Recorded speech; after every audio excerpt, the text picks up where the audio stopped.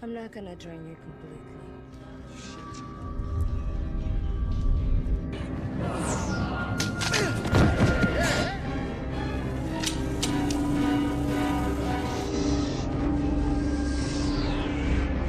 Film ini menceritakan tentang dua orang perampok bersama keluarga pendeta yang terjebak di dalam sarang vampir. Film dibuka dengan seorang sheriff bernama McGraw yang sedang berpatroli dan berhenti di sebuah toko minuman keras di wilayah terpencil Texas. Kemudian ia memberitahu pemilik toko bernama Pete tentang dua orang perampok bank yang sedang menuju ke wilayahnya. Mereka telah membunuh 3 orang polisi dan 1 orang warga sipil serta membawa 2 orang gadis dan 1 karyawan teller bank yang dijadikan sandera oleh mereka. Lalu Graw pergi ke toilet air besar, dan beberapa saat kemudian 2 orang perampok itu telah tiba di tokonya, yaitu Seth dan Ricky dengan membawa 2 orang gadis sebagai sanderanya. Lalu Seth mengarahkan senjatanya ke arah Pete untuk tetap tenang, namun ketika Sheriff Graw kembali, lalu Ricky langsung menembaknya. Ricky yang menyangka bahwa Pete telah memberitahu Sheriff itu, ia pun bersikeras bahwa ia tidak melakukannya. Dan ketika Pete mencoba untuk membela diri, Ricky langsung menembak Pete yang mengenai bahunya dan baku tembak pun terjadi. Pete yang bersembunyi di bawah rak tempat minumannya, ia terus berteriak bahwa ia tidak pernah menghubungi sheriff itu, sementara Ricky ia terus menembakinya dan menembak botol minuman di belakang Pete. Lalu Seth mengambil tisu toilet dan membakarnya, kemudian ia melemparkan tisu itu ke arah Pete yang tubuhnya sudah dibasahi dengan air minuman keras, dan Pete pun mati terbakar bersama tokonya. Kemudian mereka berdua kembali ke dalam mobil untuk melanjutkan perjalanannya menuju Meksiko, dengan membawa seorang sandera wanita yang berada di belakang bagasi mobilnya. Kemudian mereka memutuskan untuk bermalam di sebuah motel dengan membawa sanderanya ke dalam motel tersebut.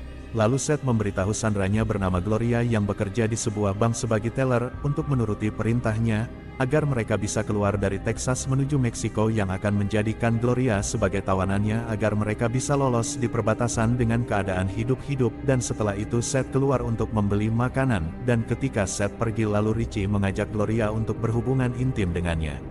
Sementara di sebuah restoran dekat motel itu, seorang pendeta bernama Jacob yang baru saja kehilangan istrinya yang telah meninggal dunia. Ia mengajak kedua anaknya yaitu Scott dan Kate untuk bepergian agar bisa menenangkan kedua anaknya tersebut. Lalu saat mereka akan menuju motel, Jacob hampir saja menabrak Seth yang saat itu baru saja membeli makan. Saat Seth tiba di penginapannya, ia menemukan Gloria telah tewas oleh Richie yang memperkosa dan membunuhnya, dan Seth pun marah kepada Richie karena Gloria satu-satunya sandera yang akan mereka jadikan tawanan agar bisa keluar dari perbatasan.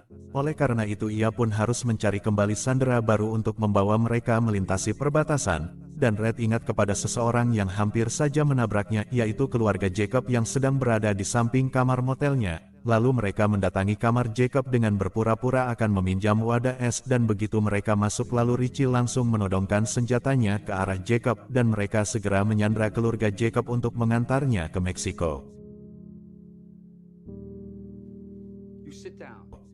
Saat di perjalanan Seth menanyakan istrinya kepada Jacob, lalu Jacob memberitahu Seth bahwa istrinya baru saja meninggal dunia akibat kecelakaan mobil yang dikendarainya.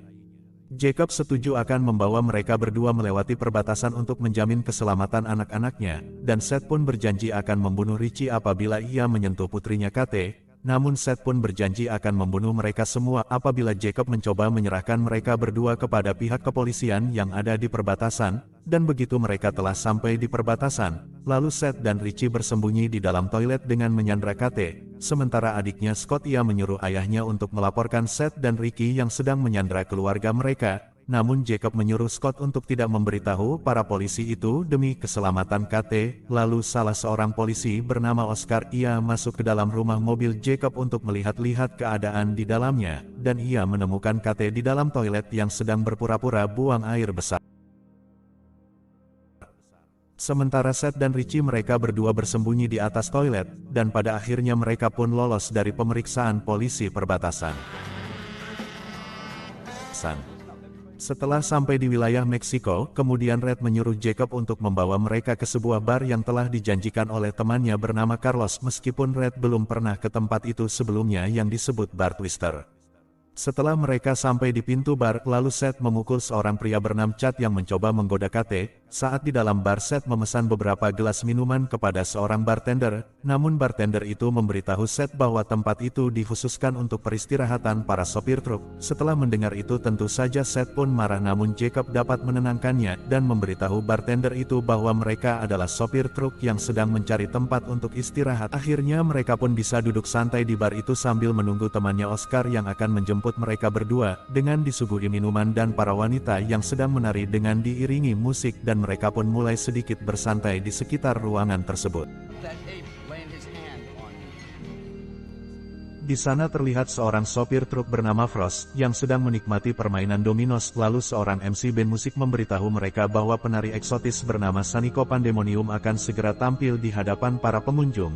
Dan beberapa menit kemudian suasana di dalam bar itu menjadi sunyi, termasuk para penari lainnya, dan mereka semua menatap heran saat penari ular bernama Saniko muncul dengan membawa seekor ular piton yang menempel di sekujur tubuhnya. Kemudian Saniko menghampiri Ricky dan menari erotis di hadapannya. Namun tiba-tiba ia berubah menjadi vampir yang menyeramkan dan langsung menggigit leher Ricky. Lalu Seth segera menembak Ricky sampai mati karena ia telah berubah menjadi vampir, dan semua orang yang ada di dalam bar itu termasuk para penari juga menjadi vampir, dan mereka semua mulai memangsa pengunjung bar yang ada di tempat itu. Lalu Seth membunuh Saniko dengan menembak lampu gantung di atas kepalanya yang menusuk tubuhnya hingga terbakar.